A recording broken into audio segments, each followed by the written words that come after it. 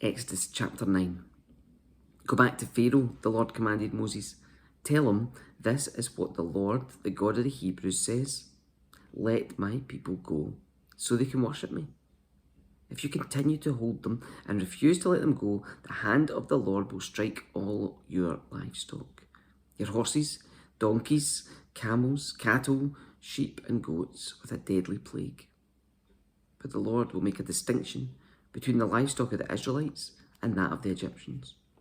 Not a single one of Israel's animals will die. The Lord has already set the time for the plague to begin. He's declared that he will strike the land tomorrow. And the Lord did just as he said. The next morning, all the livestock of the Egyptians died, but the Israelites didn't lose a single animal. Pharaoh sent his officials to investigate, and they discovered that the Israelites had not lost a single animal. But even so, Pharaoh's heart remained stubborn, and he still refused to let the people go.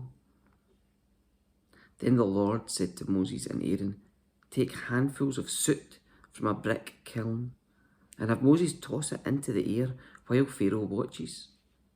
The ashes will spread like fine dust over the whole land of Egypt, causing festering boils to break out on people and animals throughout the land. So they took soot from a brick kiln and went and stood before Pharaoh. As Pharaoh watched, Moses threw the soot into the air and boils broke out on people and animals alike. Even the magicians were unable to stand before Moses because the boils had broken out on them and all the Egyptians.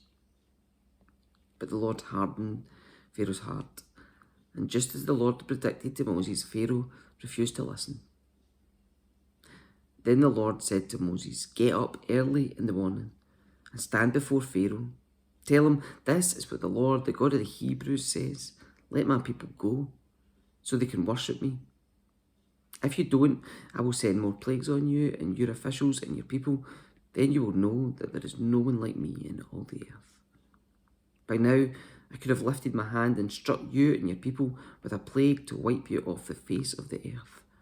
But I have spared you for a purpose, to show you my power and to spread my fame throughout the earth. But you still lord it over my people and refuse to let them go. So tomorrow, at this time, I will send a hailstorm more devastating than any in all the history of Egypt. Quick, order your livestock and servants to come in from the fields to find shelter. Any person or animal left outside will die when the hail falls. So, some of Pharaoh's officials were afraid because of what the Lord had said.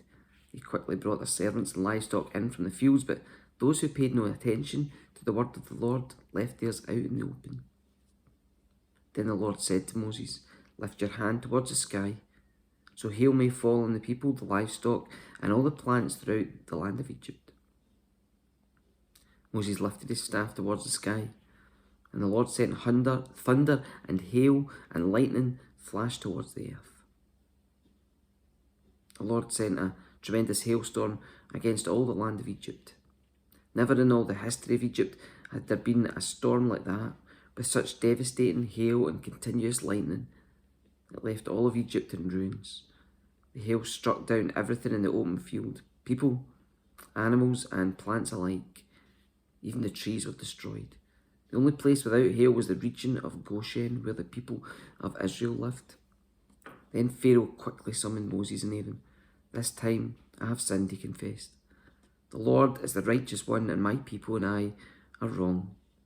Please beg the Lord to end this terrifying thunder and hail. We've had enough. I will let you go. You don't need to stay any longer. All right, Moses replied.